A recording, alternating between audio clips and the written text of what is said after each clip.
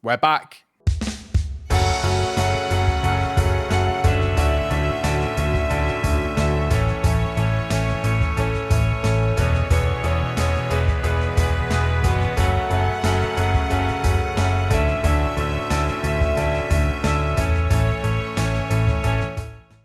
Hello and welcome everybody to the first video on FM24. I am so excited for this. I have waited so long to be able to make a video on FM24 and for all of you to have seen it for the first time for yourselves.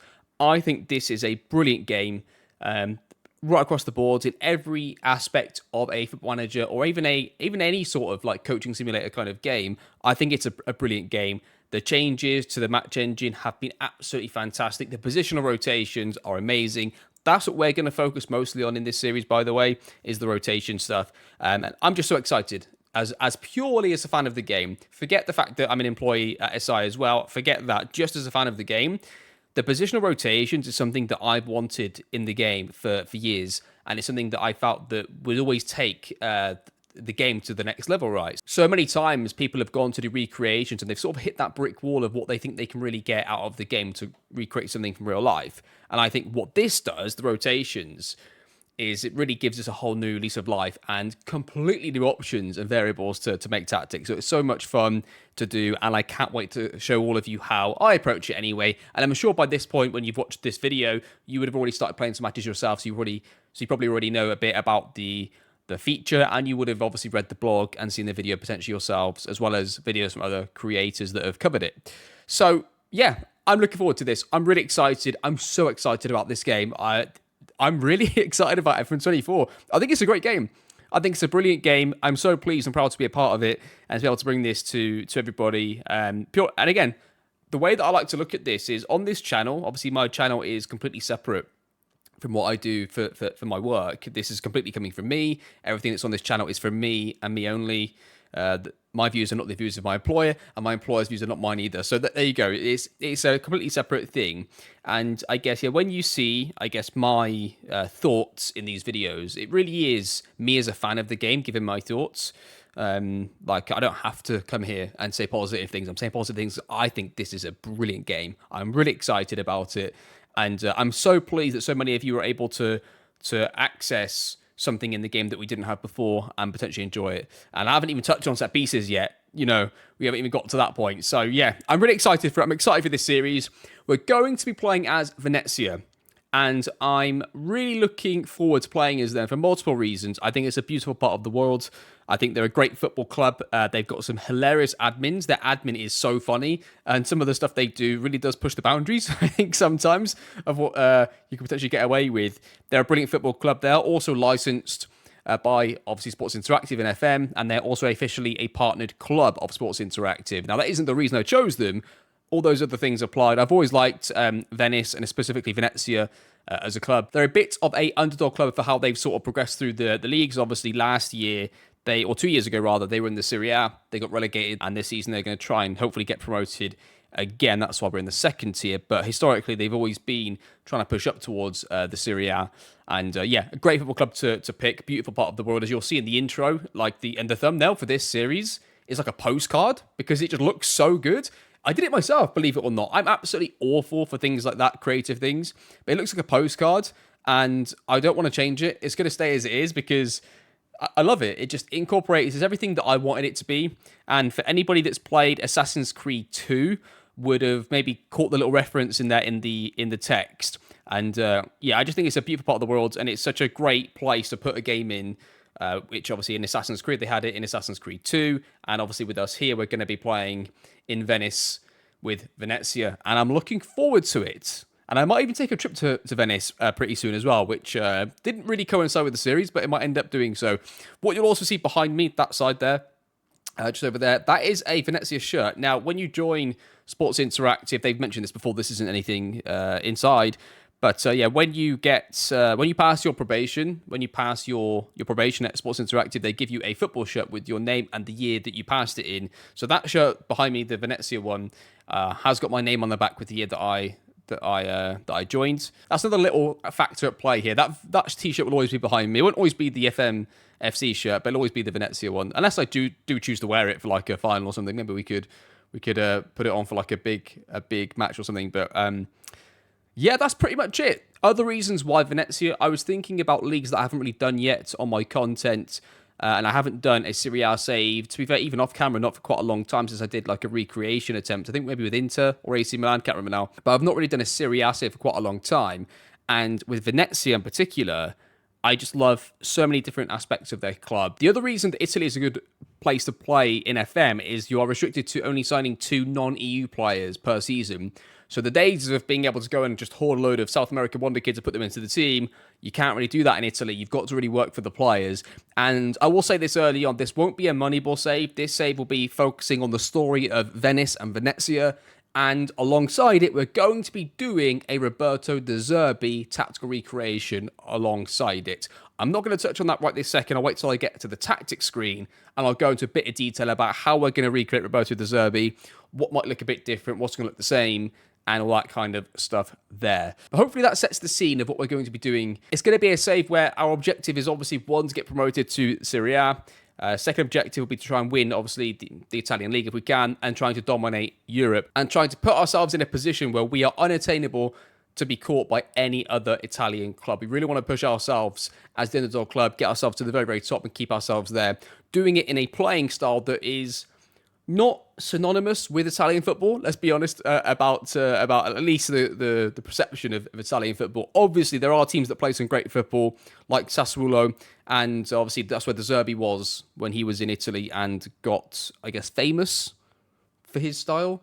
So there have been managers that do play a certain different way to what is perceived. There have been very good attacking teams in the Serie A in the past, but it's not what's associated with Italian football. But we're going to buck the trend. We are going to be going in there, playing in a very much De Zerbi style, and where De Zerbi fell a bit short, not quite getting to that sort of title level and being able to win titles, he moved on to other clubs. We're going to stay with Venezia. We're going to try and go all the way through with our very small stadium and try and build up the club as much as we can and try and win everything. That's going to be our objective going forwards.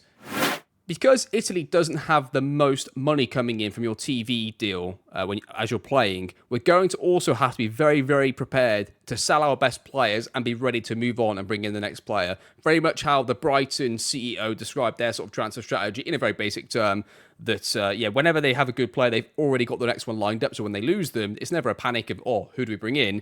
They either go and recruit the player they've already lined up, or sometimes they're even already inside the club. So that's what we're going to try and do, and try and keep that sort of philosophy going as much as we can. We will try and use a bit of stats where we can. I will put some of my filters in.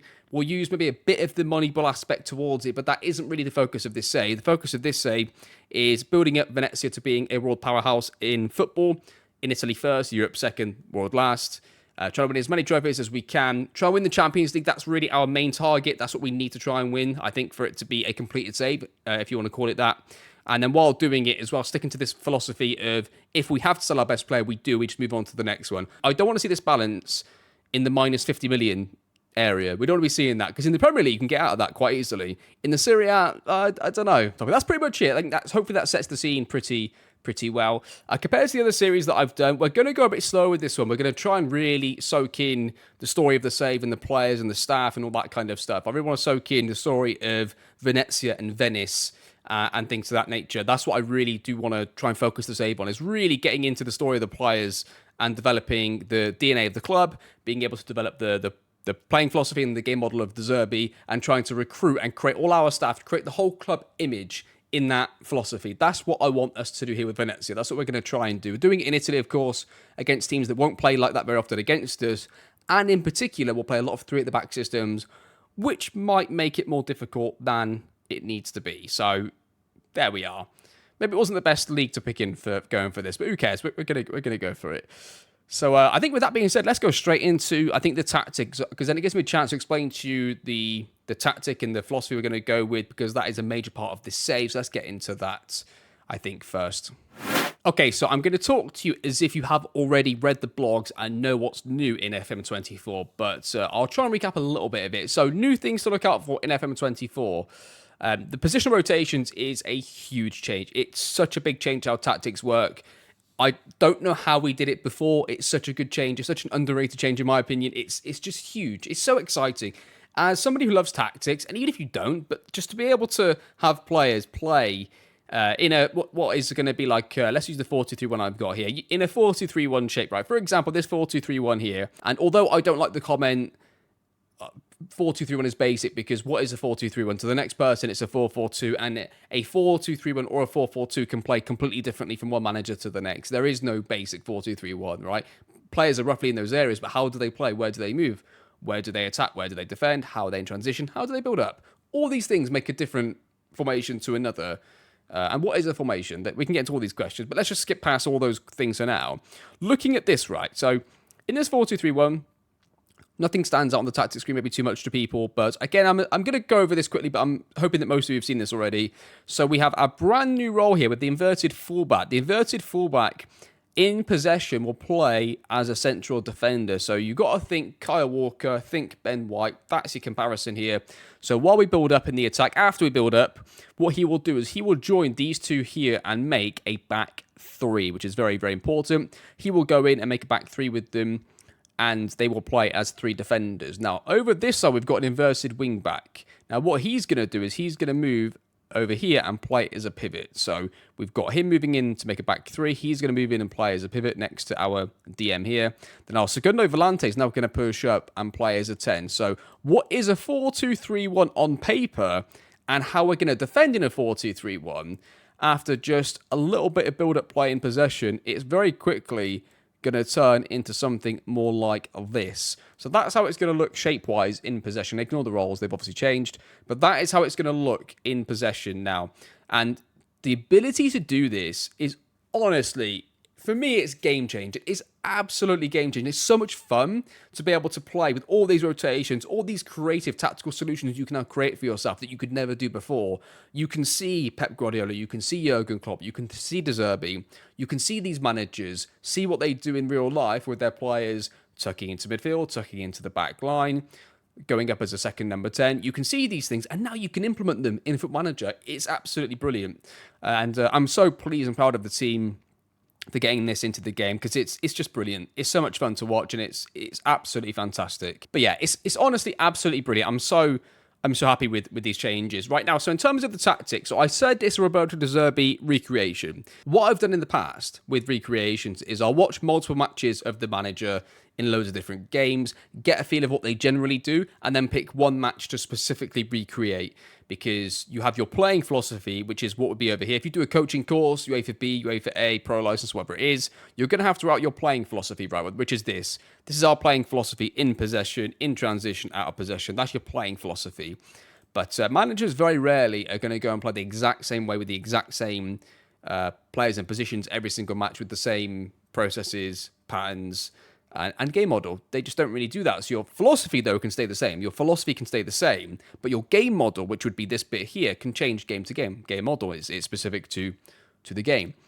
So having looked at the Zerbi's matches across a lot of different matches, it seems that generally his teams have two pivots, but you can see at times, I think against Liverpool this season, they had a pivot player who would really, I would say, would have been a bit like this. Deep line playmaker defend, but he would be quite in between the centre backs and would get the ball off of the defenders and off the back line. So for me, there's two different systems we're going to use, and the reason that I've put the Zerbi recreation, not tactical recreation, is that the first thing we're going to do is we're going to do this in stages. We're going to first of all recreate De Zerbi's philosophy, his playing philosophy, which is here. So we're going to have the same team instructions all the way through, same player instructions mainly. The only thing that we're going to potentially change, and we might change it game to game, is the game model, so the players here. So the actual tactic, if I was to say to you, I have a De Zerbi tactic, you're going to think one tactic in your head, right? You're thinking, okay, download one tactic, use this one tactic. I've got multiple here, and there's two reasons for it, really. One is that De Zerbi's teams do play differently, but it's not that he's playing completely differently in his whole approach to the game. It's just little tweaks of the game model here and there, right? That's what we're doing. We're looking at tweaks of the game model, not the philosophy. So to get what he was doing in certain matches, I felt anyway, like having a defensive midfield player, holding midfield player, in the middle recreates that sort of keeping him central. He can go between the centre-backs when we're building up, instead of having him split wide and having somebody else rotate in. And although the Mezzala is up here in possession, the reason I've got him here is during the build-up, he will still now offer to come and help us in the build-up a bit, but he will now also a lot quicker go and support the attack than like a Segundo Volante, right? So he gives me a bit more balance of being able to do a bit of both. And also because of pressing, I feel like that if we are under sustained pressure out of possession, I need to get our team to press higher because we're not a great team yet. Maybe once we're the top team in Serie A, we can play the double pivot version because we won't need to go and defend as much out of possession because we'll have the ball more, maybe. But again, just gives us a different dimension. And I offset the number 10 because if we have the Mezzala dropping and he's in the middle and we've got space this side, I feel like if I play the playmaker in the middle, although the Mezzala would shove the advanced playmaker across post build-up, during the build-up, I don't want there to be a massive gap here. So it's a way to balance it out. So really, you can look at these two tactics here as being exactly the same in terms of where do they get to. They both end up in a 3-2-4-1 with 3 at the back, 2 pivots, a 4 and a 1. But they're exactly the same in terms of where they're going to end up and the playing philosophy. So those two things are the same. The difference between the two, which is quite crucial, is 1, how they defend, then 2, exactly where the players are during the build-up from like goal kicks and when we've had the ball deep in our own third. So that's where the difference becomes. And that's what this feature does. It gives you so much more flexibility to recreate what you want. You can either make a couple of really small changes and it completely changes the shape of your team, or you can have 2 formations and tactics that look quite different on paper, but they're going to end up in the exact same way, just they're going about it in a different way, right? So that's another reason for it. The last reason, and the reason I've got my wing back on the left here, whereas I would say maybe Lamptey, to be fair, may not quite go as central, and maybe their current left back, Purvis, as the CEO calls him to avoid pronouncing the last name. Purvis is probably more like a inverted fullback defending some matches that I've seen rather than him going into the middle. But there was, I think against Liverpool at times, both of them went in, so they could both technically be inverted wing backs, but they didn't do it all the time. So where FM is a bit different to real life, I can't say to them, in this situation, I want you to be inverted wing backs. In this situation, I want you to be inverted fullbacks. I can't quite do that. So we've got to sort of pick one and the other. So that's what we're going to have to do here. We're going to be using one primarily as an inverted fullback to be part of the back 3, then one as an inverted wing back to go and be a pivot in the midfield. That's how we're going to do it here. And the main reason for the left back to be the one that goes in is because it's quite hard to find, as they mentioned. If you haven't seen it, by the way, there's a great interview that the CEO of Brighton does. But he basically mentioned that getting left-footed defenders in the mould that Brighton were looking for was very, very hard, especially for a cost-effective basis, right? They had Coquelin and then Purvis afterwards, and that's quite hard to find. And it's probably going to be hard for us to find too. So what I'm going to do is use the right back to be our third centre-back in possession. That's going to be our more defensive full-back. Then the left one is going to be more attacking, but they can be right-footed because essentially most of the game, hopefully if we can dominate the ball, they're going to be in a CDM position, in a holding midfielder position, not a fullback. So I don't mind my left back being right-footed if he's an inverted wing back and he's now going to go in properly into CDM. Completely different to how he worked in FM23. If he's going to be in there as a proper pivot player, I don't mind both my pivots being right-footed. That's not a big deal to me. And then that way, if we can get both fullbacks to be right-footed, there's a much higher likelihood we can get somebody that can do that, right? So there we are. One thing to watch out for, and the reason, again, I put the Zerbi recreation, not tactical recreation, is we may keep the playing philosophy. Maybe towards the end of the series, we start to tweak it to what we think's best. So I really like the libero role. And right here, by the way, he's not going to rotate the libero because the inverted wing back takes priority. The reason I've left him as a libero is his mentality is on positive. If I was to put him as a centre-back, it's actually balanced. So based purely on that and to maybe get him being slightly more adventurous at times, I've got him as a libero just for that reason. But yeah, towards the end of the series, maybe we go double inverted fullback with the libero. Maybe he goes on the right here. And we have, again, the same playing philosophy. Maybe the game model changes. Maybe we can get, in our Italian style, maybe we can get 4 really good centre-backs, all Italian, 6 foot plus, all the way across the back line, and we just apply the De Zerbi philosophy and game model with a bit of that Italian nuanced defending, a bit of balance to the tactic, get a load of clean sheets, create an identity of our team. Maybe long-term we look to do that, so we avoid looking for wing-backs and players that can play in the middle in defence. We basically look for 4 centre-backs, hopefully all that can play a little bit, in possession, especially the libero, and that's what we move towards. So long term, I think we're going to move towards this. But right now we're not, because I don't trust us being able to get 5, 6, 7 or 8 centre-backs in the Serie B that are going to be good enough to do this. So we're not going to start with this, but just keep an eye out. We might go to this towards the end, and then we transitioning to a bit of a hybrid of like what I'd like us to do in terms of the save, being an Italian team, having a bit of success defensively in some form. The De Zerbi philosophy stays as it is, and then the shape may look more like a bit of transitioning towards more like Pep. But again, we're sticking with the De Zerbi philosophy. That isn't going to change. We're going to stick with the philosophy. So, getting into the philosophy, let's have a look at it. What are we looking at? I have seen De Zerbi's Brighton team live once, and it's something I think similar to this. And let's just get this out the way early on. There is no right way or wrong way to make a De Zerbi recreation. You could do something completely different to me. You could have balanced mentality, drop the tempo down, put the directness up, and you might get out of the match engine in exactly similar type of football to me. There's different ways you can go about it. There is no one way to do it. So this is just a way that I've been able to do it that I think replicates it pretty good. We're able to play out from the back with play out of defence and with shorter passing. But what's different to the Zerbi than maybe Pep, for example, like when I watch his teams play, they're very happy to have players run at the opposition, especially the wingers and like the attacking midfield players, seeing Mitoma and players like that drive at players in the middle in areas that are quite risky where you could lose the ball, where maybe I think Pep wouldn't maybe want that as much. I think they're also much more willing, Brighton, to risk turning over the ball and making the game a bit more transitional, a bit more Klopp-like than Pep. So I don't think we need to go ultra possession for it. We need to be high energy. We need to have momentum in games. We need to be able to create transitions, be good in transition, completely unsettle the opposition. We need to be able to move the ball quickly, as well as being able to slow it down, patiently build, get some good pass completion up, and slowly build from the back as well. So we need to have a bit of everything, I think, in this tactic. So what I've gone for here is an attacking mentality. It could be positive. It doesn't really matter. I'm going to stay with attacking for now, but we could drop that. Full width. And the reason for that is I want the wingers to be wide, but I want them to attack narrow. So we're going to get to that in a second about how that's going to work. Pass into space, because if the pass is on, I want them to play it. I want us to be able to penetrate. We don't want to be a dead possession team. Brighton create a lot of chances in games. So I don't want us to be focusing too much on possession and not quite getting those chances that Brighton definitely do create in real life. We need to be creating those. Playing out defence, focusing down the two sides, and then work the ball into box with run at defence, which is, as I just mentioned, why. And then be more expressive, being able to go off of the controlled structure of every single thing. Seeing the goal that Brighton scored against City last year, where it was an absolute rocket from 30 yards. That's the goal that I saw live.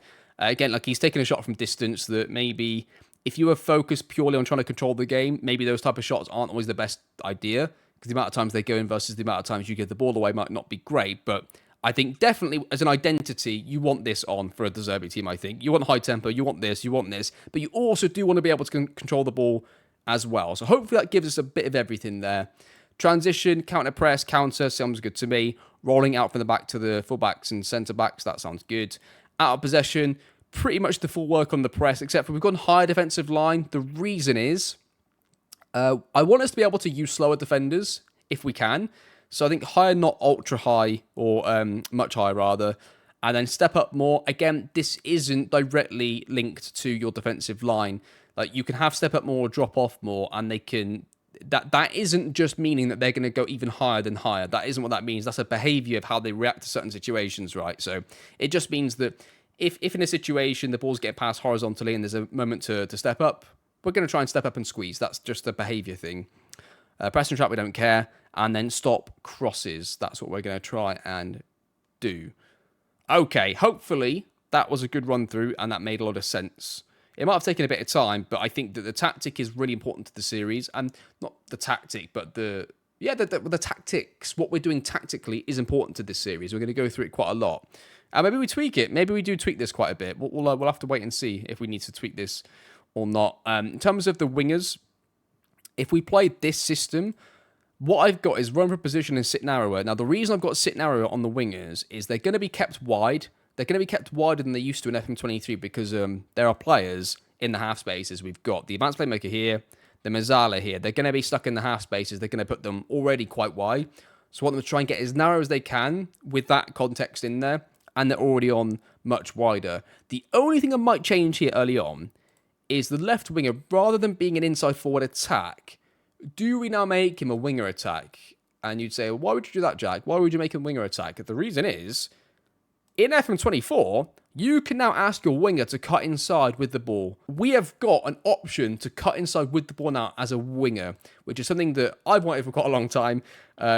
So it's great to be able to have that into the game. Absolutely brilliant to have that. So you can have a player that's going to look to drive the ball a lot. So Mitoma maybe Mitoma is a winger attack on the left, but with cuts inside with the ball. But I wouldn't associate Mitoma as a winger if he had run wide with ball hard-coded, because he obviously does drive inside, being naturally right-footed on the left, etc., right? So being able to ask him to do that is brilliant. So maybe we go winger attack on the left instead of inside forward. But apart from that, that's the only thing early on that we might look to change.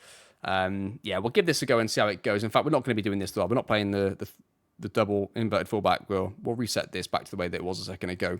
But hopefully that makes a bit of sense to everybody and how we're going to approach it early on. Okay, let's have a quick look at the club before we move on into the actual staff and the players and looking at how the season's going to go for us.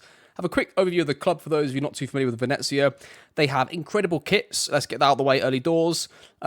I still think last year's home kit is better, but don't at me, admin of Venezia. I do think the last year's one is a really, really good kit. It's a beautiful kit. They're not like normal football kits. They're really, really good. So we've got some really nice kits here, quite unique ones. A lot of rivals. A lot of people hate us, apparently. So nobody likes us and we don't care is going to be the philosophy of us in this save. A few legends there. Favoured person out, which you can't see because I'm blocking it, so it doesn't really matter.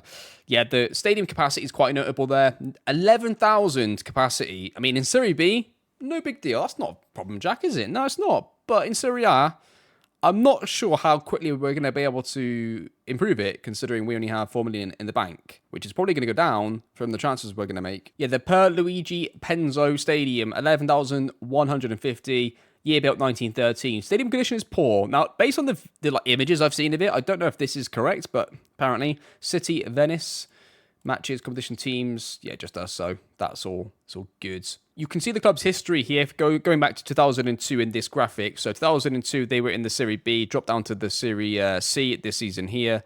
They went back up. So pretty much staying in the Serie B C. And there's actually a Serie D in there for a little bit. So yeah, some pretty lowly years back then, and then a promotion, relegation. So even as recently as 2016, you can see it. They were in the Serie D, which is incredible. Then you have back-to-back promotions, Serie D, Serie C/B, up to Serie B, and they were in B for a couple of years, or a few years, promoted to the top tier, then immediately relegated after just the one season, finishing actually dead last, so not great. And then last year, they had a terrible start to the season, because I was following their results quite a lot. Terrible start to the season, but then they recovered, finishing 8th, so not a bad end to the season. And that's where we come in. We now come in after they had a nice little recovery. They've lost a lot of players that were pretty decent, and the club isn't in a great position, I guess, to rebound on paper by the looks of some of the players early on. When I looked a second ago, in real life, they've done okay so far, but I'm not sure the squad in FM is going to reflect that for us. We're going to have to do quite a bit of work, I think, to get us where we need to be, especially in the De Zerbi model. I think that we need to get some high-level wingers, and we definitely don't have that. Let me tell you, we do not have high-level wingers. We've got some high-level players. There is one, I'll show you in a second, that maybe we can make a case for, but it is slim pickings, I think, at times in the wide areas. And the facilities, we can look quickly at this. Rent is 2,000. Is that what it is? Absolute bargain over here in Venice. Yeah, unbelievable stuff. It was rebuilt in 2021, the stadium. So there you are. But it's in poor condition, though. So it did do a good job, apparently, according to this information here. Yeah, looking pretty... I mean, the stadium looks unbelievable. It's not just that the location is beautiful, and you'll see it in the intro to this series. It's football on water is the slogan of the club, right? The motto. And it's obviously it's right next to one of the canals or lakes there, and it's just beautiful, the setting. And the stadium looks like it's in pretty good condition, so yeah, I don't know. We'll get this fixed. It's all right. We'll fix this. My aim is to make the club the best football club in the world, but also the most beautiful club. We want to have all the best facilities. We've already got the location, so let's just get, let's just get the best stadium. Let's get everything. So that's the plan anyway. Pitch dimensions, we don't care. Average corporate facilities, average training facilities, below average youth facilities. I'm not too bothered about the academy in the save, to be honest. I'm not really bothered about that. We're going to try and play to win. That's what we're here for. And average academy recruitment, average youth recruitment. Affiliates are just, as long as the eye can see, just everywhere. We've got affiliates all over the shop. And there you go, history of the club. Italian Cup ×1. Serie B, we've won twice. And a load of other trophies in the lower leagues of Italy. So a bit of history there in terms of winning trophies. And there's another graphic for you, or another screen rather, for you to see all of that. Look at some records. I mean, most overall goals by a player in a season, 27. That is getting destroyed by somebody, let me tell you. Most league appearances, not sure about that one. Youngest player is 15, that's pretty difficult. Oldest player is 40, don't know about that. And fastest goal, 17 seconds.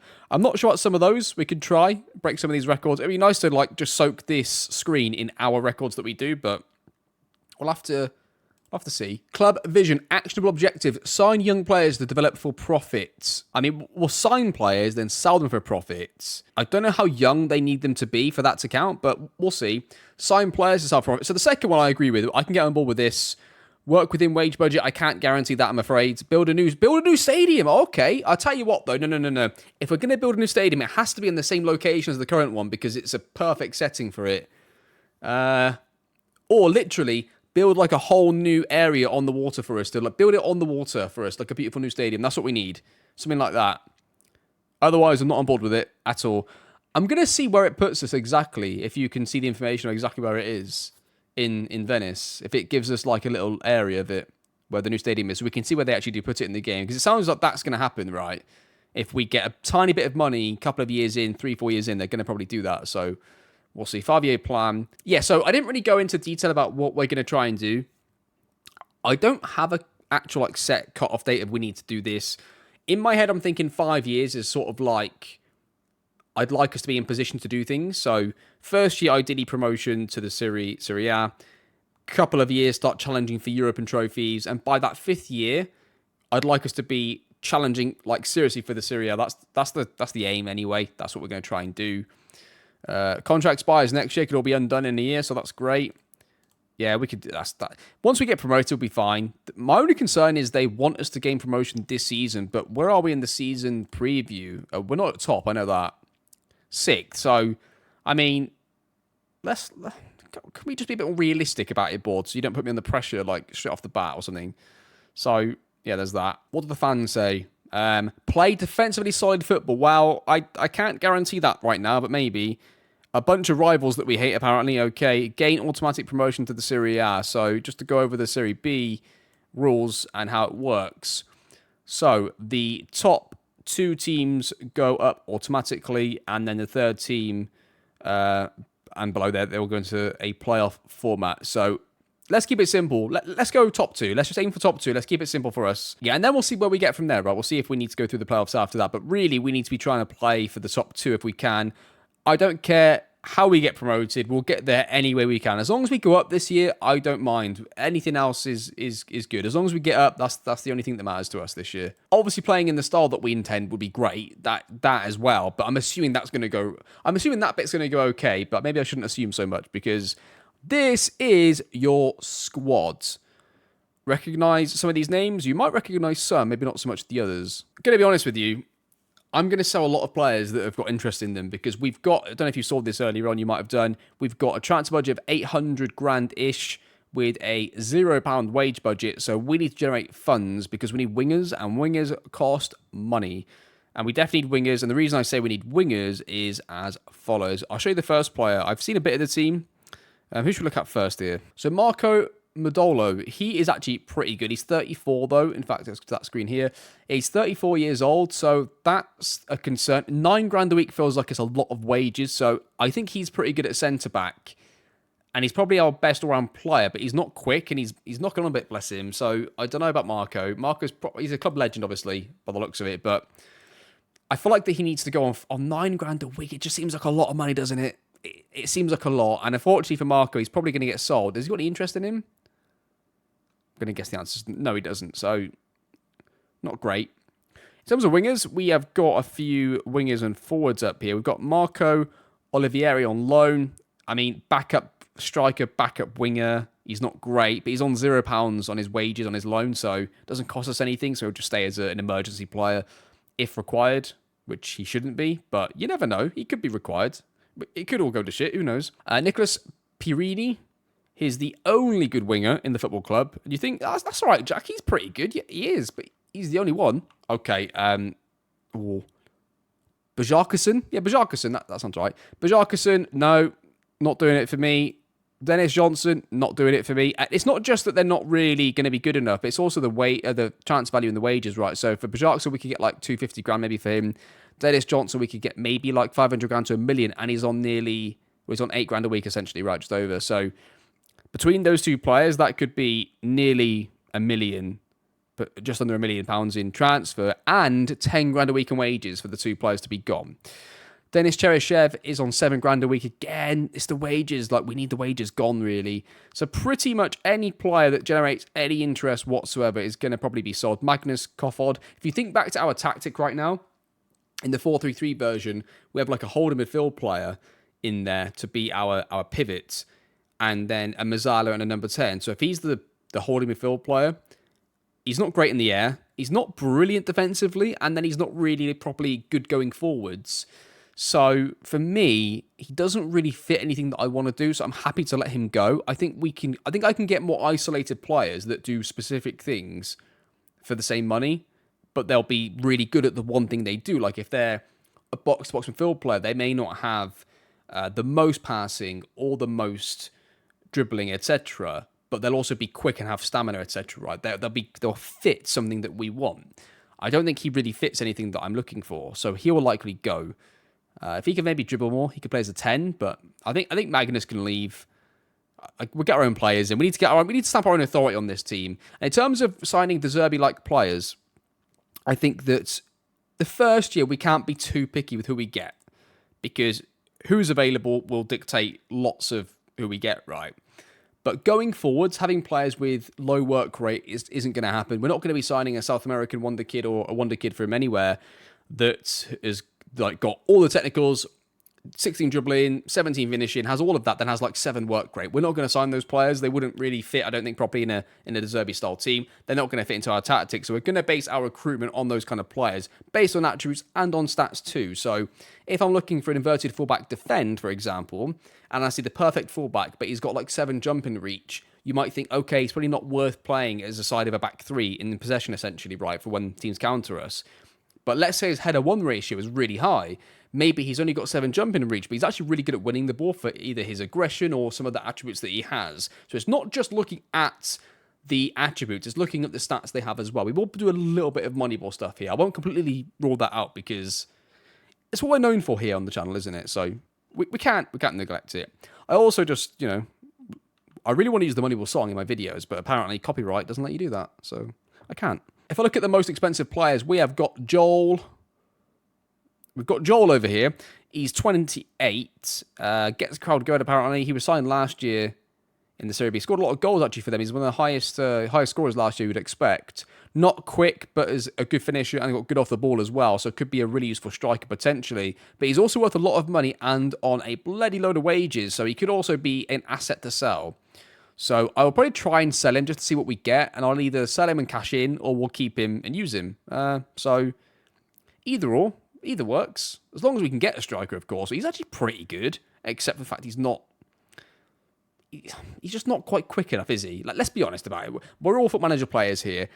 That lack of acceleration is really concerning to me, but we'll see how it goes. We'll see. Other players, apparently our loan player is worth quite a bit of money. Now, he's a good centre-back, I would say. Again, he's on loan for £0 on wages. He's going to probably be our starter. Why would you not use him? He's a good player. Doesn't have any cost to us whatsoever, so pretty good for us there. That's good to see. I think I looked at this guy before. Mikael Igal Ellertson. He looks brilliant. So you think about using a Segundo Volante in our 4-2-3-1 tactic, or using a Mazzala in the 4-3-3 version, if you want to call it in that way. I'll say it like that so it makes sense to you, so you know exactly what I'm talking about. So in the 4-3-3 quote version with the Mazzala, he's perfect. In the Serie B, he's got a bit of acceleration, a bit of pace, a bit of dribbling, hasn't quite got the passing and vision that we would ideally want, but he's at least got something somewhere else. So if you're going to lack in one area, make up for it somewhere else, and he does that. So we could maybe get like, I don't know, $1 million for him. Is it worth it? I don't think I could replace him with somebody for $1 million, unless you got one on a free. But I'm not interested in selling him, and I think we just signed him. No, he came last season, so Yeah, I don't know. I'm quite happy with him, to be honest, early doors. So we'll see how he develops, but he looks pretty good. I like this guy. He's 33, and he's only just been signed, so it's going to be hard to get rid of him. But he's he's slow, but he's got acceleration instead of pace. Now, I like that with him. Work rate of 8, I'm not happy with that. Not on board with that at all. But he could score a lot of goals in our tactic with a single striker tactic, the way that it plays. Good in the air, good heading. Pretty good, I would say. But I'll cash in if I can, though, because I don't think I can, but 14.5 grand a week. I'm playing a one-striker system, right? We're playing a one-striker system, and we've got 2 strikers. One's on 14.5 grand a week, one's on 18.75 grand a week. That's a lot of wages, and although it's not a Moneyball save, I can't really shake the idea of having value on players. That seems like way too much money to be paying them. So it might be that Joel leaves because he's the only one that can leave of the 2. Maybe we do that, and we keep Christian as the backup for another player to come in. Maybe that's what happens. We'll see. Right back here, so Candella's got interest in him. He's on 6.5 grand a week, and it is transfer interest. Now, he's quite quick, and he's not bad defensively. So he's 6'1", but only 7 jumping reach. It's not great.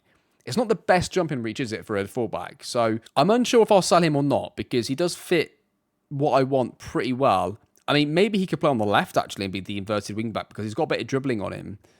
And a bit of pass, not too bad for a pivot player. It's the same as our left central fielder, right? So not too interested in selling him because we won't get any money for him. It'll be more about, if we sold him, it would be more about getting the wages of the wage bill right. That would be what it would be for.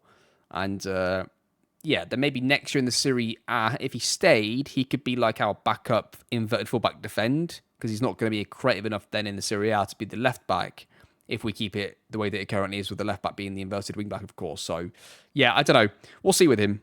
Maximilian here is on nearly 10 grand a week. That's just way too much wages. And I've already said about using a left-footed player, how we can use right-footed players. I don't need him for this tactic and the way that we're going to play. I'm going to definitely sell him. Again, this won't be for the transfer fee. This will be purely for the wages. To get 10 grand a week off a player, I think that's worth doing for us. We have to get rid of him, I think, and just take the money for now and get the wages off the wage bill. I think that's probably what we'll do with him. That's pretty much it. I like this guy. So this guy's got a bit of interest, but he's on £750 a week. He's a cheap player, is Michael Svoboda. I think is how we're going to pronounce that. But he's 6'5", and he's got a bit of pace. He's good enough defensively, doesn't pass, can't dribble. Not a good ball-playing defender, but he's okay to survive in the Serie B as a ball-playing defender.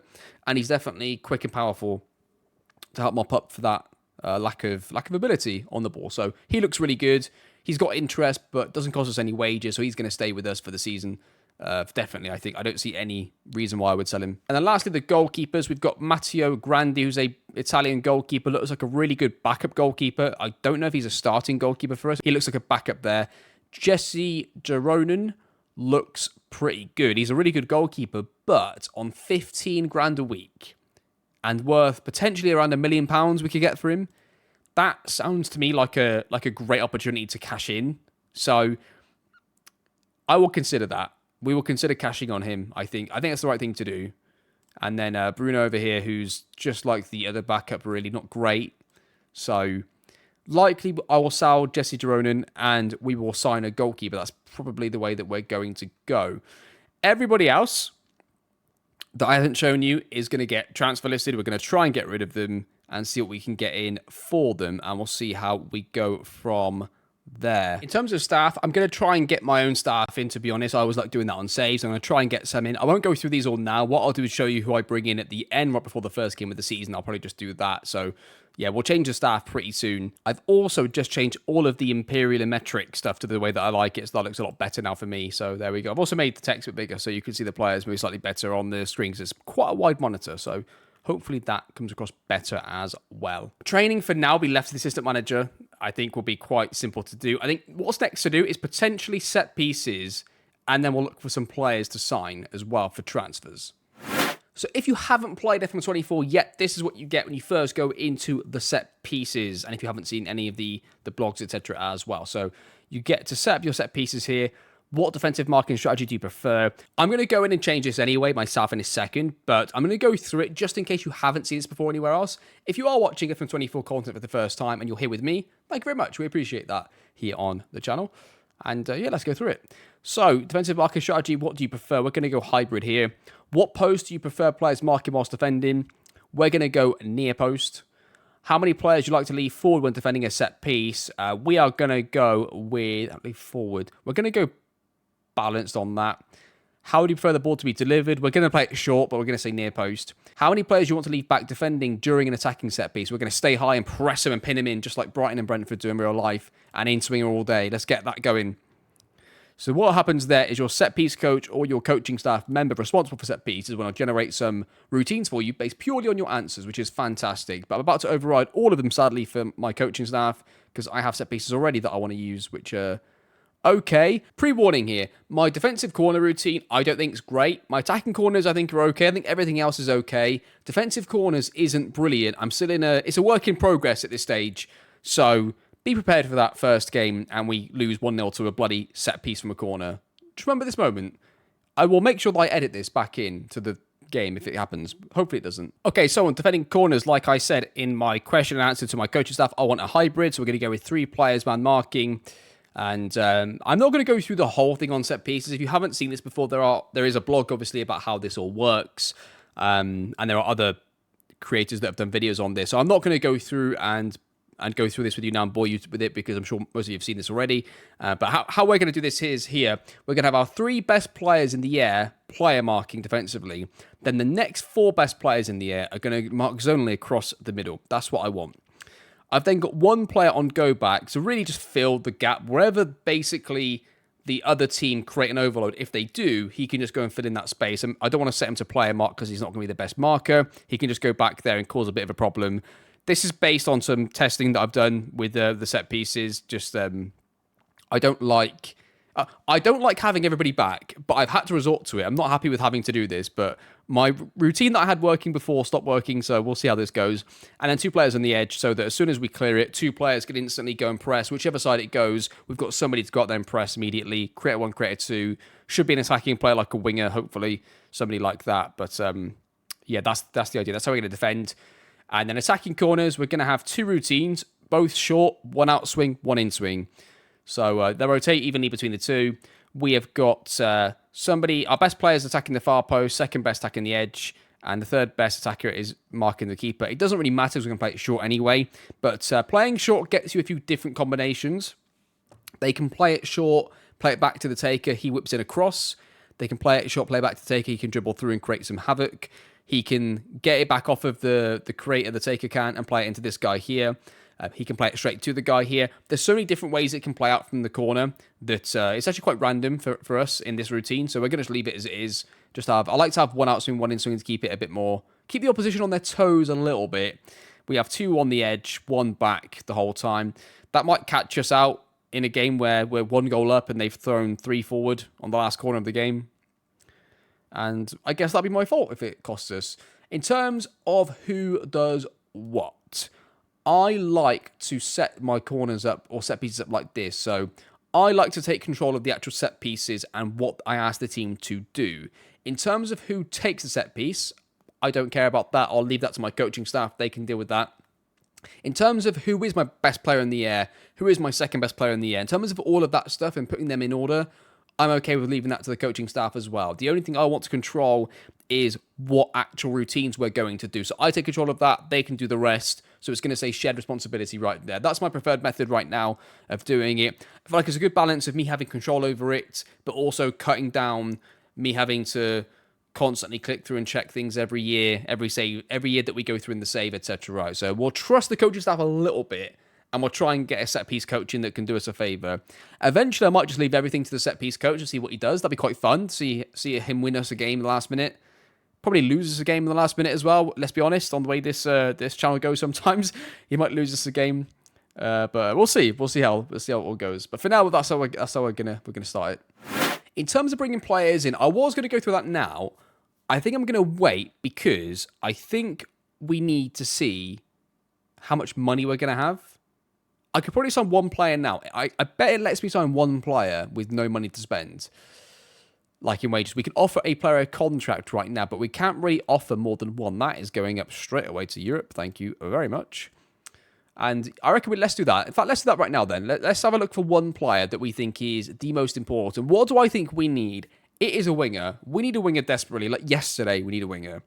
And yeah, so let's have a look at quickly at somebody who can improve us in the wide areas. And yeah, it's actually quite refreshing to not have to do this in a Moneyball style for once. It's quite refreshing to be able to do this just normally. You'll actually get to see me play FM how I normally play FM off camera, but I'm playing like a normal save. We're going to go acceleration and dribbling, I think, for now. Let's go. I don't care about dribbling, I guess, too much right now. Let's go with that. And let's sort it by... Oh, what do we want to go for? Yeah, let's go general info. Let's go with that. In fact, let's see who's on a free right now. Is anyone on a free that's any good? Let's go unattached, though. Unattached. So you've got Helder Costa here. Helder Costa, ex-Bielsa player.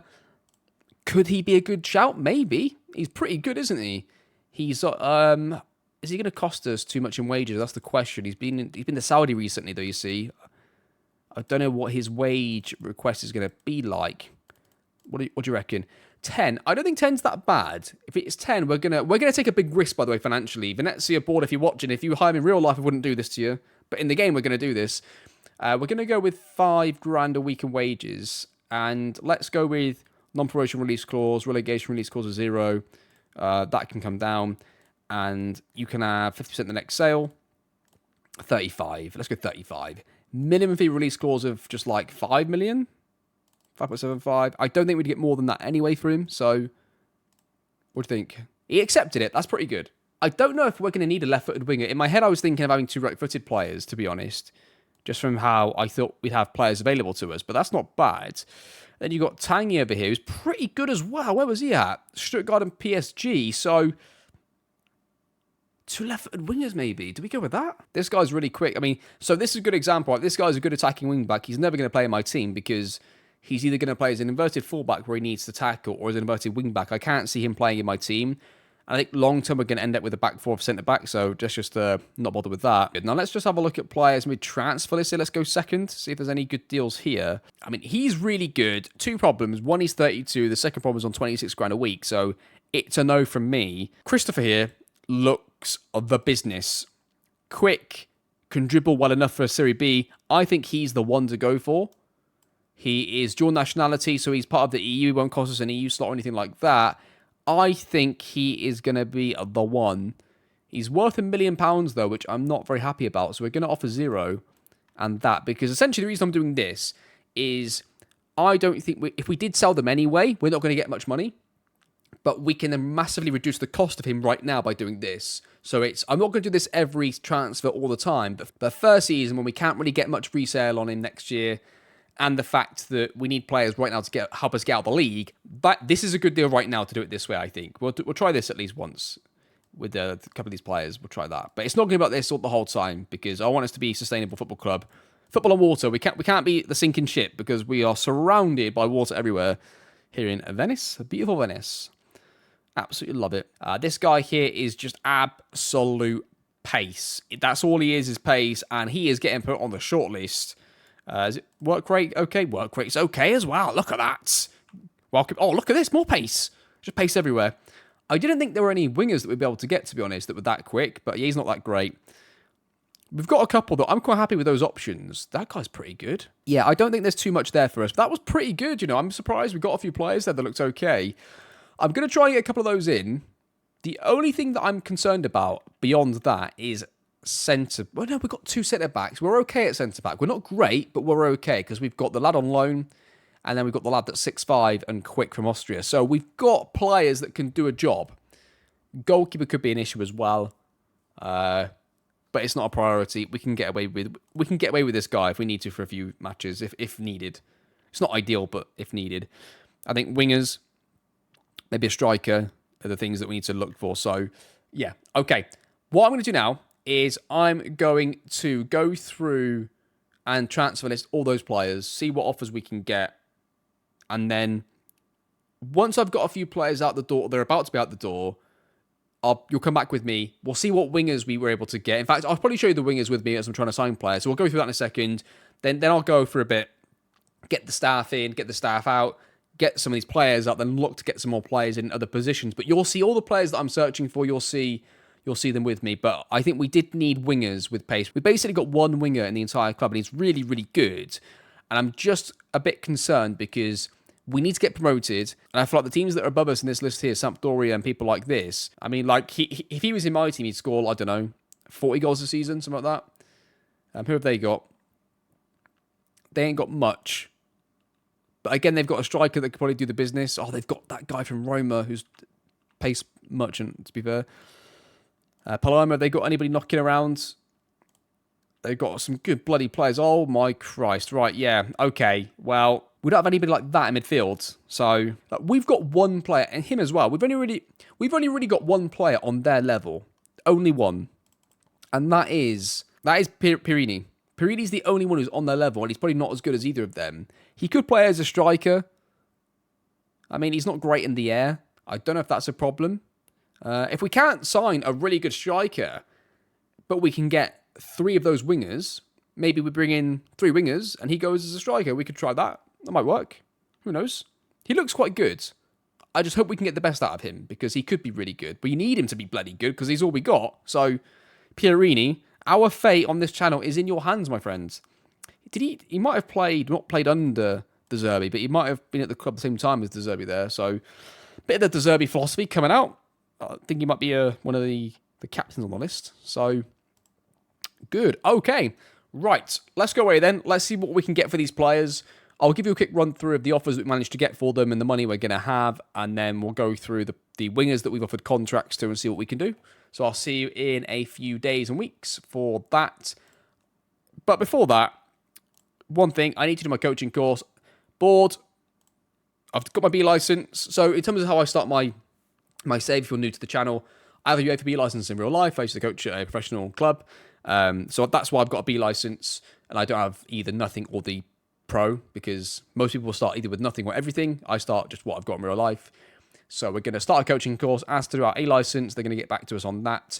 And we'll do the 2 meetings together actually as well, which I completely forgot about till just a second ago. Terms of social media, the great admins at Venezia have got 430,000 followers on social media across the board, which is nice, I guess. 11% hardcore fans, 32% core, 24% family, 12% fair weather, 2% corporate, 19% casual. Okay, we've already looked at this, we'll accept that. Players in their last year contract, all of them are going to get transfer listed, so who cares? We've done the tactics. We're going to cancel that, I think, and do our own friendlies anyway, so get out, thank you. They've all cancelled. I'm going to sack all the staff as well, actually, so I should probably do that a second here. Okay, so we are going to introduce ourselves to the squad. Okay, we're going to say, introduce myself, nothing else to talk about. Good talk, lads. Let's move on. Thank you very much. The Player Whisperer unlocked as an achievement. You can't see that below the camera. Genius. Let's move on to the media first meeting. A10 press conference. Massive turnout here. A big 5 journalists ready for this. I'm honoured and excited to be here. The club is absolutely dripping with potential. No problems at all here so far. I can't speak Italian. No comment on that. Taking the job at just being 29. They're a professional group. They're absolutely fine with that. They'll be good. They respect the manager because they know the manager knows what he's talking about here. We're going to be getting ourselves out of Serie B as early as possible. Entirely appropriate. I'm not going to comment on football at this point. Not going to comment on the squads. The lads are loving it. The fans are entitled to us. We're going to aim to be the absolute best in the world, and that is going to conclude our press conference. Okay, so that was it. I wanted to show you it because it's our first one. It's going to be our only one, hopefully, of the series. Hopefully, we don't have to change clubs. So, yeah, there you are. That was your press conference. So there we are.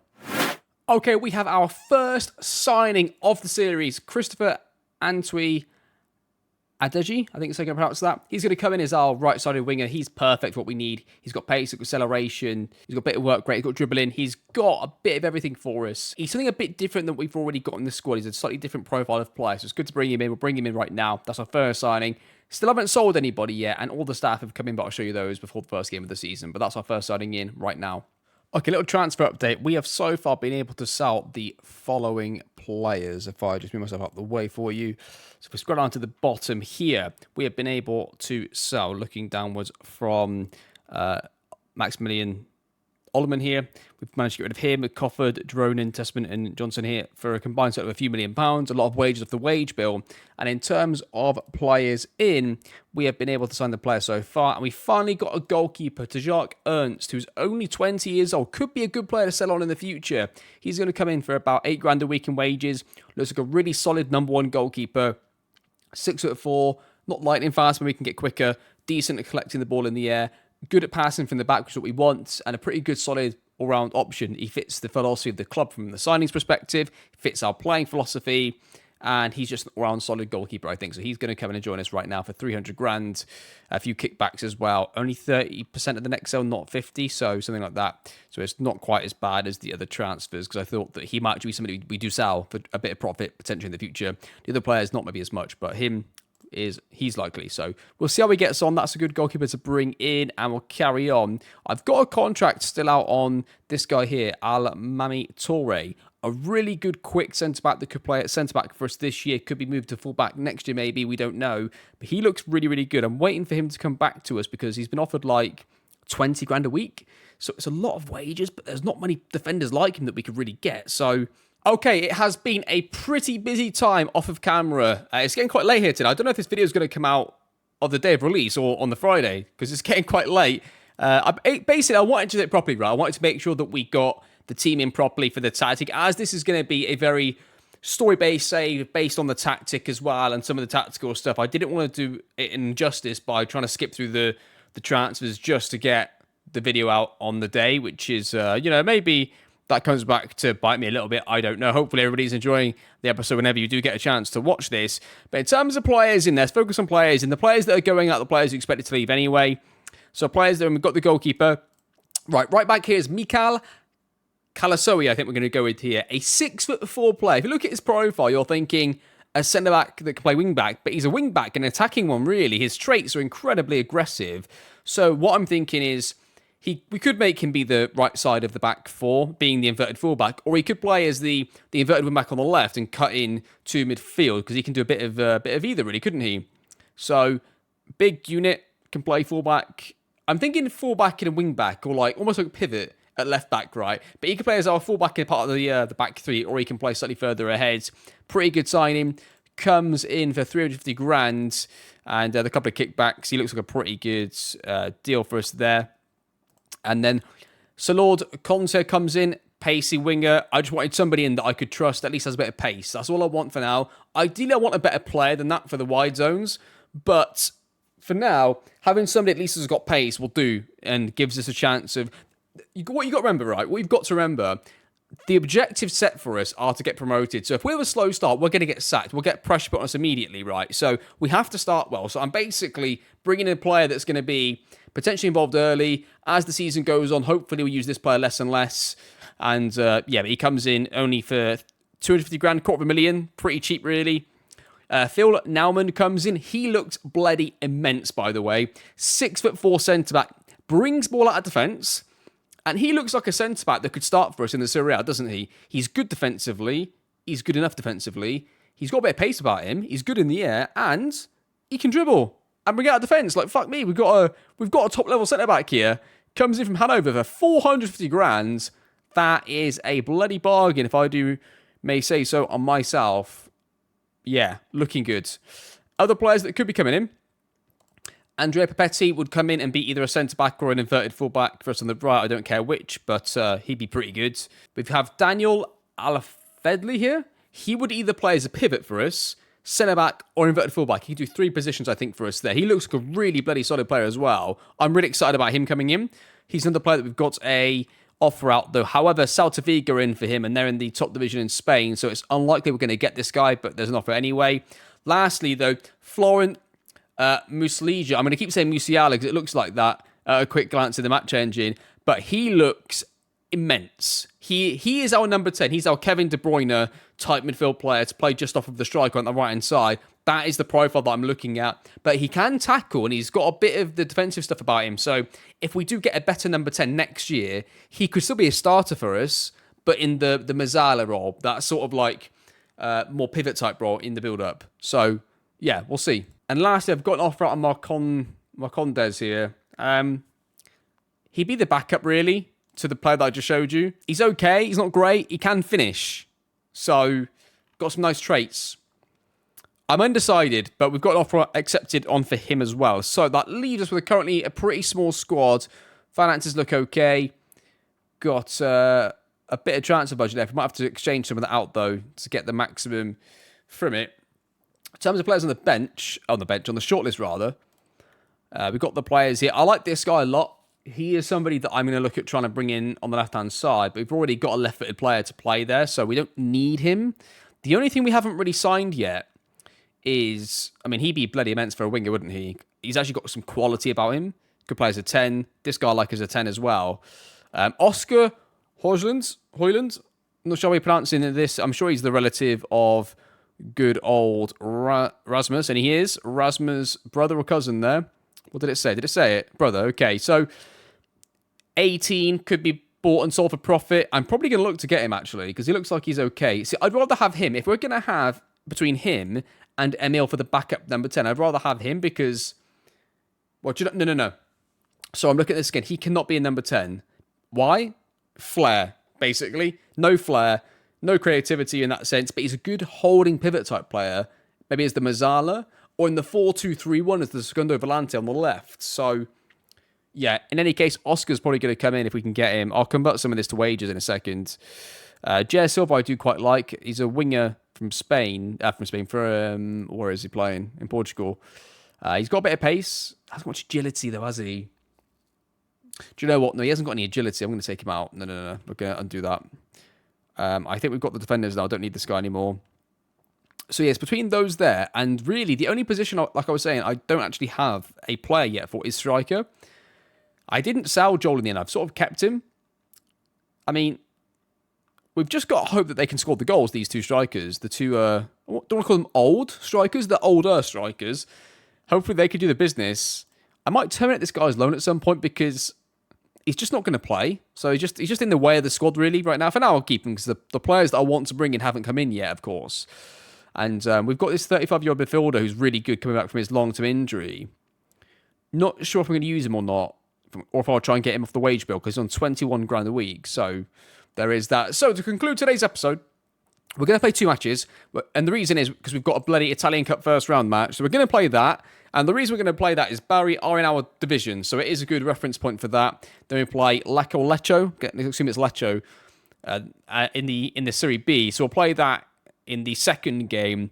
Obviously, there's a week between those 2 matches, and we should have at least 2 more players between the 2 games. But it's good first game to see how the tactic goes, see how the players are getting on. And really, let's watch the strikers and see how ineffective they are, if we do think we need to get somebody in there, because that is one thing that concerns me, are the strikers right now. So let's see how we get on. So let's put the team together and see what we got in the first game. Here we go then. Oh, by the way, staff, before we forget, let's get through the staff here. I've got a few in. I'm not going to go through them all. The main ones, the assistant manager, Massimo Bava, comes in, looks pretty solid, really. Elia Roversi comes in as the head of youth. And, and there's some other guys in there. Pretty much just going to go to the training, do a bit of that. Make sure that it's pretty well spread. Okay, I did get some space for a set-piece coach, actually. I just remembered that. So I can now hire him. Or is he gone? Oh, I did have a set-piece coach that I was going to bring in. Right, I've got one coming in pretty soon. So for now, my assistant manager can do technical and set pieces. But when that's done, he'll come off that. He'll go up to 3.5 stars. At that point, that's all good. Right, I don't know how long I've actually spent recording this episode. It's been quite a long time this has been over. It's just because I love this. I love this team so much, and I love this manager so much. I want to make sure that I do it all correctly and set this all up as well as possible and give the proper, I guess, production towards everybody, that everybody gets my best self playing the game, and we're able to do this all together. Because, the Moneyball stuff is my favourite thing to do, but it's a lot of work, and I think doing a Moneyball save might put me in a situation when I move house and I start coaching again, where I'm not able to continue the whole series potentially. Doing this, I know I can, because I can just play it like a lot easier compared to a Moneyball save. So I'm making sure that we don't go too fast with it all. Like, I want to make sure that we get everything in and we get the story going. We know what we're up against here. I think we're going to have a poor start, if I'm honest with you, because we haven't got all the players that we want and need, and we do need some.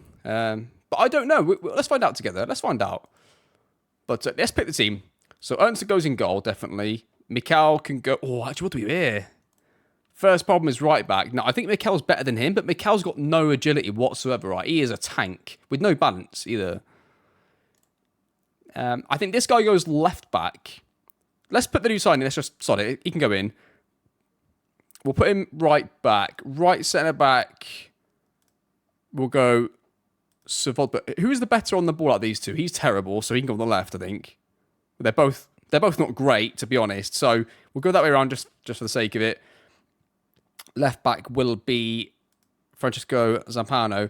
The centre back, CDM, sorry, the pivot player is going to be, I think, this guy here, Nunzio Lella. I don't think I showed you him earlier. I mean, he's pretty... I mean, Nunzio, if you're watching, I don't mean this disrespectfully, but he's got a balanced midfield player. I don't want to say average, I say balanced. He's a very balanced midfield player across the boards. We'll go with that. Nunzio's balanced. He can just go in there for now. I think we need a better CDM, though, going forwards, or pivot player. Because of the rotations, I will use CDM, CM, and CAM, things like that. I know some people don't like those terms, but talking about the rotations, if I'm talking about tactics a lot, it's the only way to sort of, so you know what I mean by like CM is these areas here, right? DM is these areas here.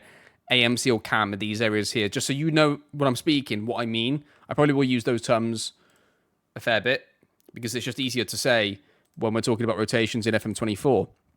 Okay, so wingers then. We're going to go with, I guess we'll go for a striker. I'm going to go with Joel.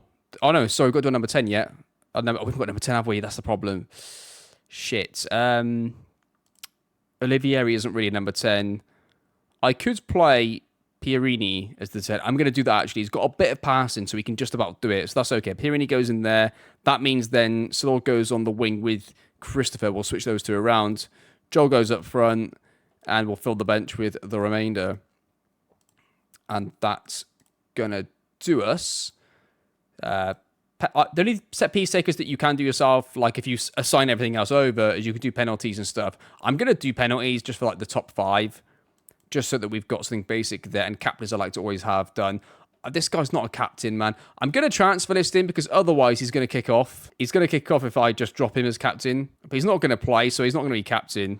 Oh, Phil Nauman's not in the team. Hang on. Oh, sorry, I completely forgot about that. No. Okay, he's definitely going to play there.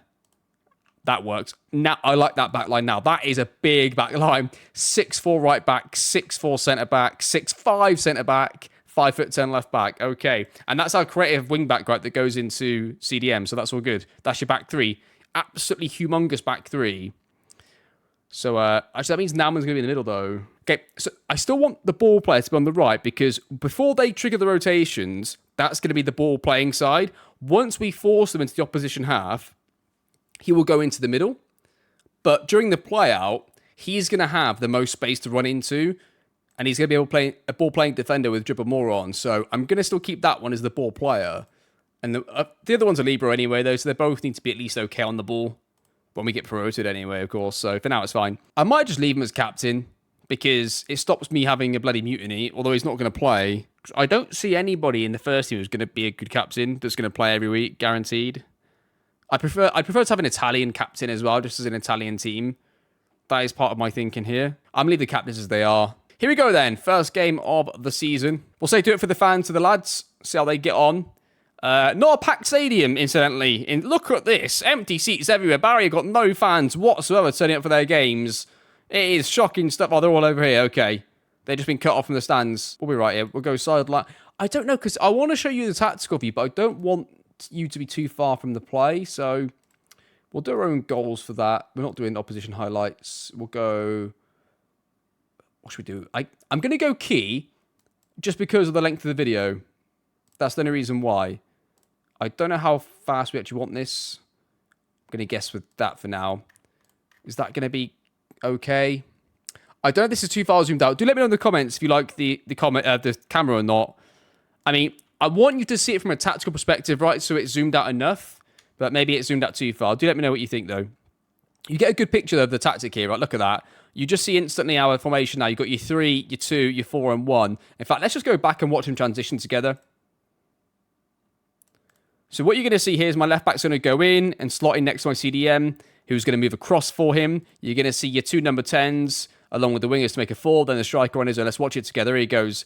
He goes in, they go up, he goes up, and the transition is going to be complete now. There you go. So they've just all reset themselves after their little run. It's got your back 3, 2 pivot players, your 4 and your 1. And let's see how we can work it. Obviously, we're trying to play a bit of a higher tempo, so they are playing a back 3 against us. That is, do you know what? Now I'm looking at this. I don't know why I haven't changed this. Let's get our formation up against theirs. Let's get, what do we want here? Maybe, we want match stats up here, definitely. I want to be covering something that you don't really care about, maybe visualizer. I don't know what their tactical setup is, though. We don't know if they're trying to do that to us. They're trying to invite a bit of pressure, playing their 5 at the back.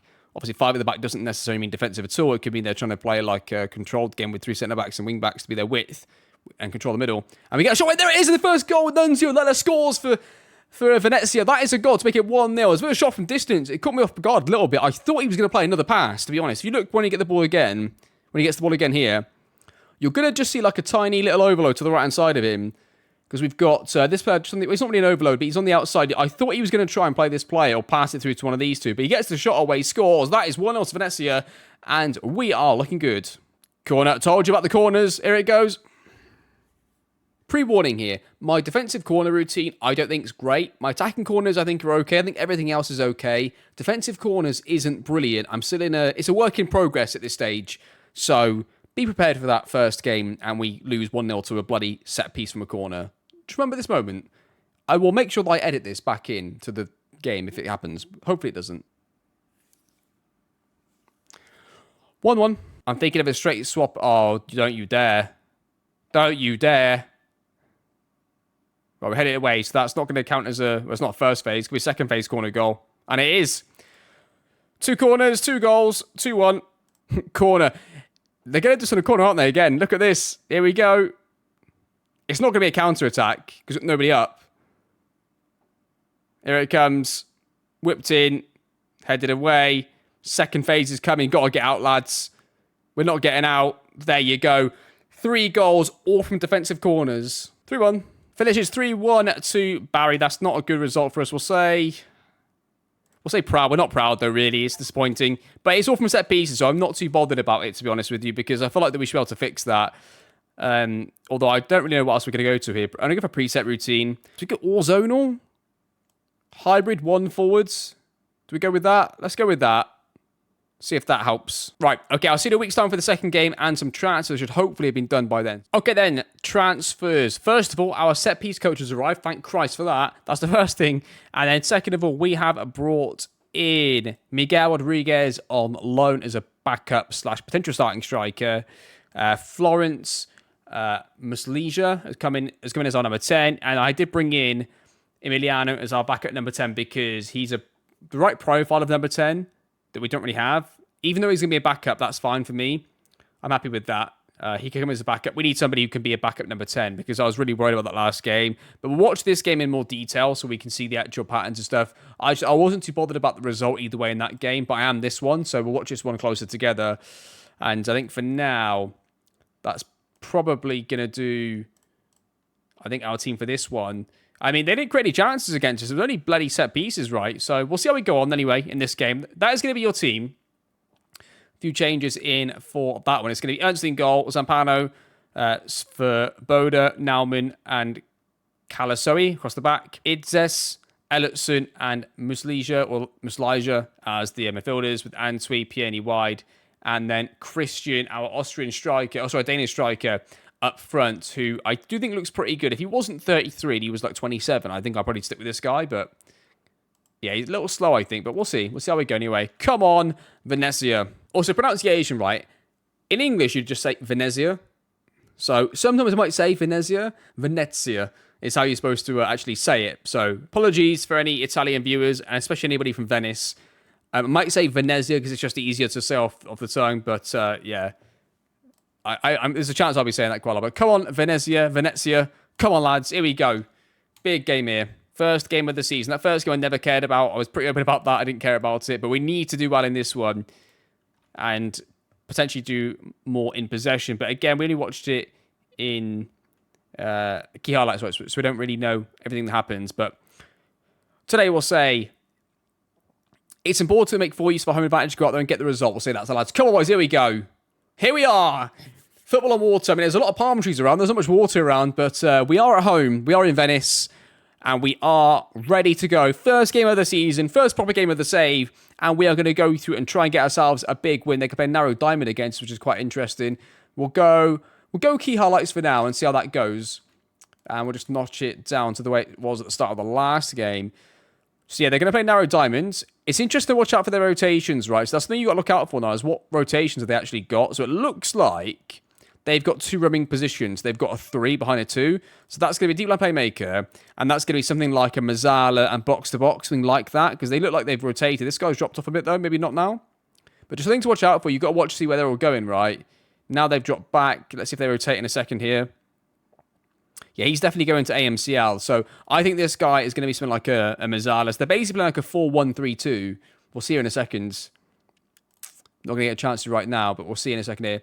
Ellison gets it, plays it back to the winger, plays it now back to left centre back into Nauman, who's got a bit of space. There's a wide centre back all the way over here if he wants to use it. Doesn't use him, goes to PNE, who's going to go wide, tries to beat the play, doesn't quite get there. He's going to get the ball second time, though. Plays it back into Ellison, who's going to try and whip this in, is he? Little half-space cross, gets blocked. They're not going to counter us from there, are they? I don't think so. That is dangerous from them. Oh, we should have won that. We should have won that, really, from them. Come on then, lads. That's it. Bit of aggression, please. Why is he completely free? Right, we're getting pulled around here. This isn't good. They've got a swept on the right-hand side. We're not tracking him either. The right back. They're going to get him behind us. They're going to play it short. Try and beat us there. They almost do as well. Shoots from distance, just over the bar. So we throw it into the striker, plays it back. Going to try and work this up. He's free on the far side here. Again, our right back. Calasso wants it all day. Plays it in. It's going to be a blocked shot there. I'm going to say Musiala. I need to nickname him, I think, because I'm going to say it. Muslija. I'm not sure how it's supposed to be pronounced. And that was a terrible corner from us. Okay, so it is. They are playing. You might have just missed it there. They are playing a box-to-box and a Mazzala. So I was right. They are playing 2 rotating roles. So that does make it a 4-1-3-2 in possession for them with 3 AMCs behind the striker, essentially. So that's something to watch out for. It may not matter, but it's something definitely to at least note. They're going to try and play short. That's going to be dangerous for them, surely. We should have really done something with that. They've gone long. We should be winning this all day now, man. That's it. Let it drop, then get it under control and play it. Don't get caught on this, please. Good. Left wing is fine. Ellison's in open space. He plays it back. Got to play forwards there, haven't you? I think you've got to play forwards there, really, if you can. Pieni's getting tackled. That's really annoying me here. I wonder if we should go to the double inverted fullback early on here. We're onside. Antony's got it. Goes through. Is he going to shoot? Surely he's got to get a shot away. He doesn't, though. What's he doing? I thought the referee was our player for a second then. I was wondering why he wasn't going to counter press, because he's the ref. So Pano gets it. Plays into Pieni. He's going to take some touches. Plays it back to our left centre back, to Nauman. So our pivot player. We're just going to patiently build this up. It looks pretty good. We're looking a little narrow, maybe. We could maybe change the left winger to an actual winger role. Brilliant football goes through Antony. He's got to score. Keeper saves it. That should have been a goal for us. That should definitely have been a goal for us. That's a shame.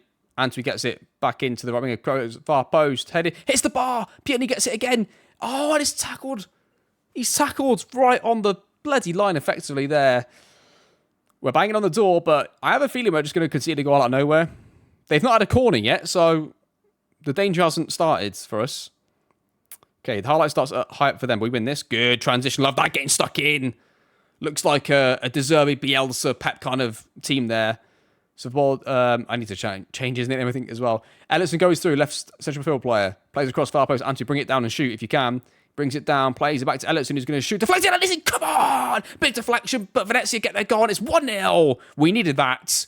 Venezia are red hot, the commentator said. Are we taking the piss or what? But we lost the first game. Apparently we're red hot, though. We'll take that, and it's 1-0. And you saw a lovely addition to the match engine this year. You saw a little deflected shot. You'll see it as it comes back if you didn't see it the first time. Comes back, he shoots. Big old deflection off Donati. Cheers, Donati. Cheers, keeps. We'll have that. That is 1-0. We'll say things are going well, go up another gear. So think of it shape-wise, right? If they've got a 3 behind the 2, they're getting 3 players in here with 2 strikers. So they're really getting outnumbered. They're outnumbering us here because our playmaker's not going to get back quick enough. So it's 2 versus 3 and 2 strikers, which is a bit of a problem for us. So I could move him back. But in terms of the match stats, we aren't getting caught at all by it. They aren't getting enough time to rotate into their shape because they're counter-attacking us or defending a lot of the game because we're keeping the ball off them pretty good. So, yeah, I'm going to change Pieni to a winger and let's put him on cut inside with the ball. Let's try a bit of that, get that on the go. which are on the left-hand side. Calaso is getting so much space on the right-hand side, even though I'm not asking him to, probably because it's a narrow diamond, is what the case is there. They're getting lopsided all the way over to one side, then we're catching him on the far side, which I like having him sort of floating around there. So we'll keep it the same for now, I think. We could even play like a halfback against them here. Piani's going to get it instantly, by the way, after half-time in his new role. Zampano gives it away. Zampano plays it back, uses right back. Oh, could have gone in there, okay. So we've got to play quick. We haven't got time to really be too patient on it. Going to have a shot from distance, are we? Should have been a shot there. What are we doing, lads? I might have to take work ball into box off because we're not shooting in situations where I feel like we should be. Second time in this game. Calasori ain't getting done there, lads. Don't you worry about that. 6-4. Yeah, because obviously a lot of the Zerbi's team... Well, not a lot of the Zerbi's teams, but Brighton are happy to have the odd long shot, right? So we'll take that off. Throw in for them. They play it short. They're going to play 1-2. They're going to surely lose this. But they get it back. They work it into the box. Don't like the look of this. Save of the keeper. Here we go. It's a corner. Hold on to your seats, ladies and gentlemen. What's it going to be? Just defend it, lad. Just don't... What is this? Look at the state of this. Free.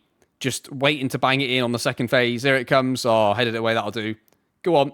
Go on, just nail him. Take a yellow. Don't let him have another second phase at this. That'll do. I'm going to take off the striker and put on our new striker on loan. I'm going to probably just leave it like that for now. Maybe change the pivots as well. We'll do that. Those two changes will do.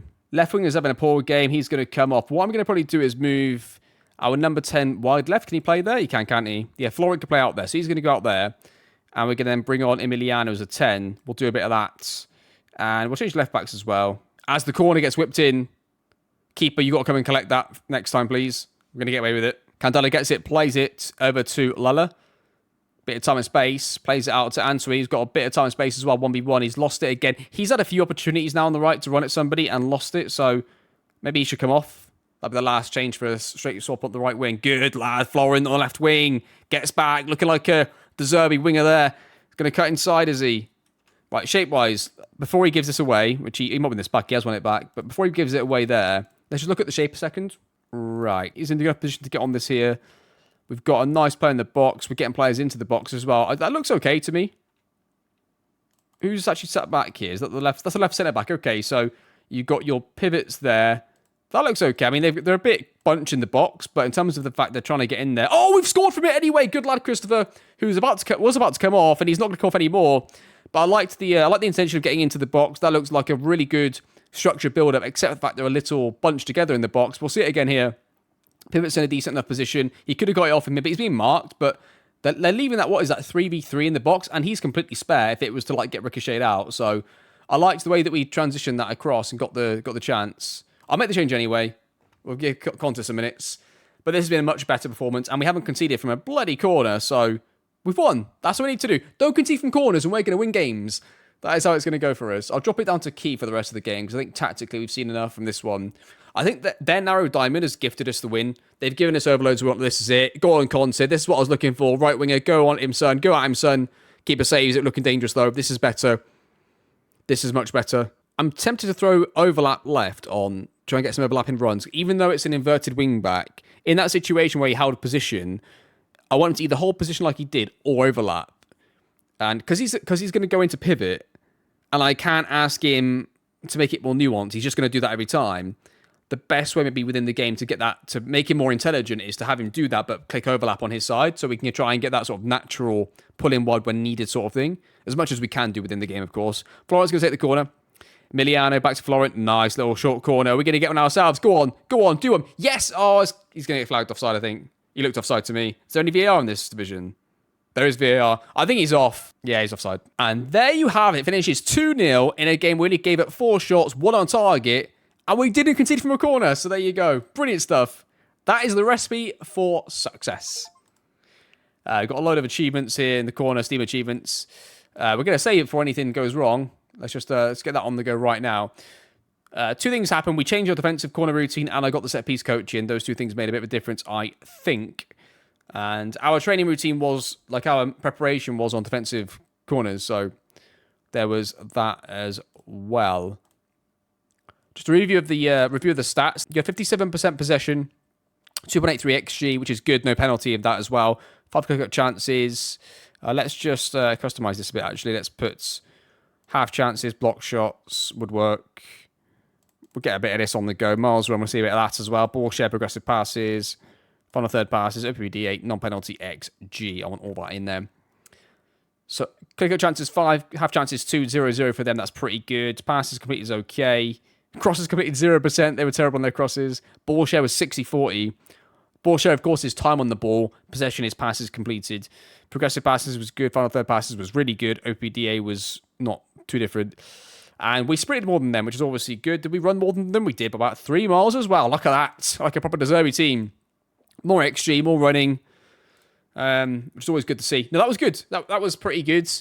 I'm going to transition between, I think, this tactic and the 4-2-3-1. I think we're going to mix it up which one we go for. But at a first glance, now obviously I have done a bit of this already. I've looked at this a little bit beforehand to make sure it looks pretty good to me in terms of it felt a bit like a De Zerbi team in the highlights that we saw. Obviously, 2 things. 1, the familiarity is low. 2, they aren't exactly the best players yet to fit the system. We haven't bought anybody of, Premier League standard, I would say, maybe. Apart from the centre-back, maybe in Nauman. But once we get, Brighton-level players, that's when we'll see maybe more of it in action, especially wide players and stuff like that, right? That's what we're looking to do. What I think is going to be fun in this league, and in the league above, is all of the different systems, narrow diamonds, 3 at the back systems, 4-4-2s, 4-2-3-1s, 4-3-3s, all these different formations we're going to come up against. We can really just make a tweak of 1 or 2 roles and completely change how our team builds up and defends and attacks, right? And that is what the solutions from the rotations would give us, right? That's the solutions it gives us. It allows us to make 2 tiny tweaks to roles, but we completely change our build-up shape and we can get past them. So in that game, if we were struggling, like I said, because of the 3 CDMs, what I probably would have done is pulled him back in here, so he defended as a 3 with the other 2, and maybe I make him a halfback, so he splits the 2 centre backs, and we play around their 2, and maybe then I go 2 inverted wing backs behind it, so we can overload them in possession in midfield, and then out of possession we cover everything. So it'd be something like that we could have done, and that's gonna be the fun of it, right? That's gonna be the fun of this save as we go through, trying to be creative, look at that kind of stuff. But largely, I'm gonna try and stick to these 2 formations early on, depending on what's going on. Maybe I'll set this guy to the right. Unsure yet. We'll see how it all goes. I might do that to keep it consistent between the two tactics, but there we are. That is going to do your first episode in FM24 here on the channel. So hopefully that was good. People enjoyed a bit of that. We might have to do too much tactical negotiation just yet. We got done by set pieces, then battered somebody back to back there. That will definitely come as the time goes on.